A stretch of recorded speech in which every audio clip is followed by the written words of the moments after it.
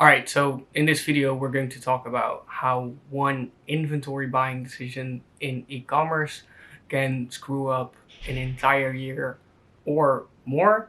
And we're going to discuss this while looking at an e-commerce business. This is a clothing business that's doing roughly 1.5 million in revenue a year. Now, as you can see in these stats, in 2022, business was booming for this brand. Now, following the advice of others and the recommendations of others, he decided to expand the operation and buy more products and also add more other product categories to his store. In short, here's approximately what he bought. The cost of product at the time was roughly $500,000 with a retail value of 1.6 million. Now in 2023, we can actually see a trickle effect happening from that purchase decision. So in May, June, July, and August, we can see that he's actually becoming unprofitable, which is super strange after such a good year in 2022. When we look at what he bought as inventory, we can actually explain why this trickle effect happened. You can easily see this when we compare the sales in 2022 to the stock he bought in 2023. He bought more shorts, more crew necks, more hoodies, and if we just look at that, like face value, you'd say, all right, perfect, we have more stock, we can sell more, great. But here's what's interesting once we break down the sales in 2022. If we break down the sales in 2022 by product type, we can actually see that 64% of sales came from t-shirts and 25% came from hoodies. That means that 89% of revenue came from just two categories, whereas the investment was done in categories besides that 89%. So rather than focusing on what's working, they focused on the 11% that really wasn't working that well at the time. It is really important that although this seems obvious, you stick around because I want you to see the trickle effect and really think about how you're buying inventory, why you're buying it, and what you can expect to sell. He had bought a lot more crew necks and a lot more shorts, and together in those two categories, 86,000 pounds of stock was tied up. The shorts as well as the crew necks turned out to be unpopular. This problem started to snowball as summer came around, when hoodies also became less popular. And that's when we see the first unprofitable months. The hoodies, crew necks, and shorts became dead stock with a cost to the business, like real cost of manufacturing it, of 270,000 and a retail value of over 730,000 pounds. Percentage wise, that meant 47% of his stock was illiquid. The business did not have adequate cash reserves because all the cash reserves were put into that very stock. The business success had always come from tees. Like 2022, 64% of the revenue came from t-shirts. Now, the thing with the t-shirts is that he doesn't buy them all at once. He actually buys them in a rolling period of 30 days. So it's kind of like a print on demand. Now, what's interesting is that there was so much cash tied up in the stock that he couldn't buy enough tees or as much tees as regular within those 30 days periods because he was now unprofitable and cash was tied up. So while having a lot of that stock, he couldn't buy as much of his bestseller anymore. Now here's an important insight as well. What you buy more of, you sell more of. So what happened in 2023 is this. We sold 200% more shorts, we sold about 60% more crew necks, and we sold about 2% more hoodies.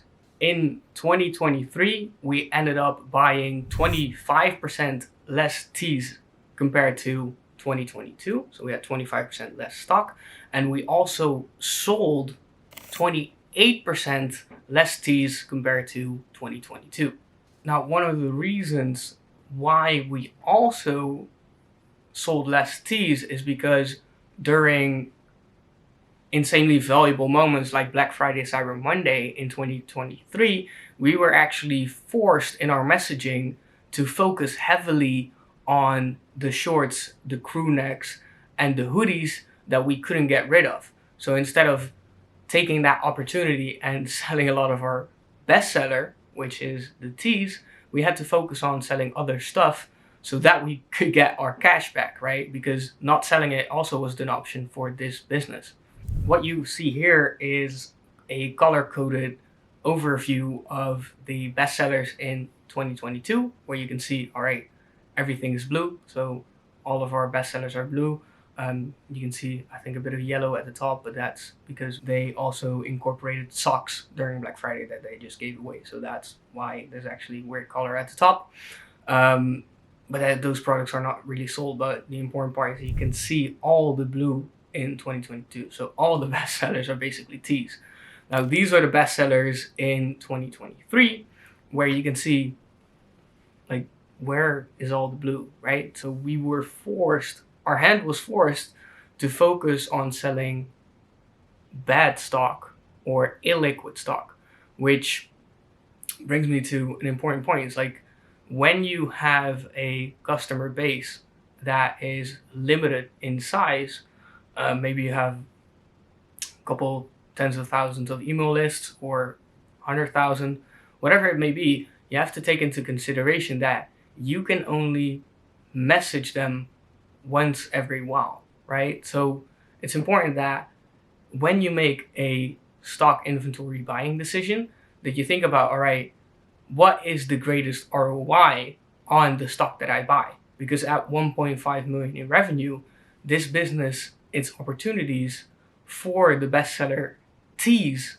was not yet depleted. So in my opinion, I would say buy more stock of what people buy instead of what you want to buy, and focus on the thing that is giving you the best ROI in terms of dollars spent into or pounds spent into stock.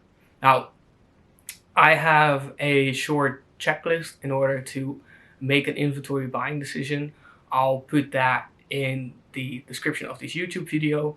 I also have a really cool video where I go over like how we turned this business from being unprofitable in May, June, July, and August, and we came on somewhere mid-August. I came on for this brand, and the next month we were actually already profitable. I have a really cool case study on that. There were a lot of mistakes in the ad accounts and whatnot.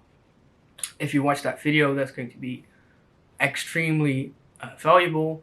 And then there's also 1 month at the end of 2024 that's kind of bugging me, where we were also unprofitable, and that was because we didn't do the end of month release. Now, that was an owner-made decision, but I want to emphasize anyone, do what works, right? If you have an end of month drop that works and you make money, don't stop doing the drop, right? If you sell a lot of teas and that works, buy more teas. Like, there's a lot more opportunities probably in your bestseller than you may think of, and going in different ways will just give you a lesser return on your investment or capital. Now, I'll be making more videos shortly, so keep an eye on the channel. Please, if you like these videos, like, subscribe would even be better, and then I'll keep making them. So thank you for watching, and I'll see you some other time. Cheers.